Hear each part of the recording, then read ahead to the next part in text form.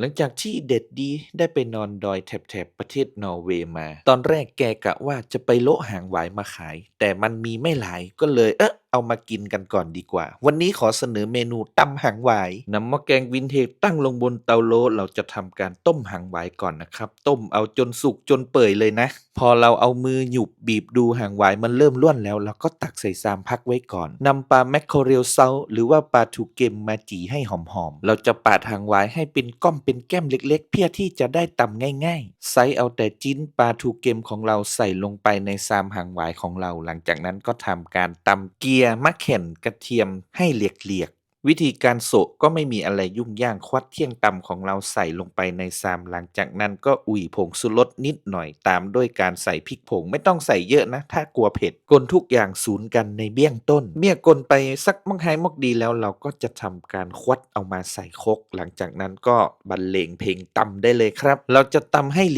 รียกๆตำให้เหลวๆมันก็คล้ายๆตำมะเขือห่ำม้านั่นแหละครับยิ่งเหลวเท่าไหร่ก็ยิ่งดีเพิ่มความหอมด้วยการอุ่ยใบพัสลีป้อมหอมลงไปก็ถือว่าเป็นอันเสร็จเรียบร้อยหางหวายแบบนี้ที่นอร์เวย์บ้านผมเขาเรียกว่าหางหวายผาดแม้จะเรียกว่าหางหวายผาดแต่จริงๆแล้วรสชาติไม่ผาดและก็ไม่ขมด้วยเวลคัมสติ๊กกี้ไลท์มาคุยได้เลยครับฟิลนี่มันช่างแตกต่างกับการคุยลาบซะเหลือเกิน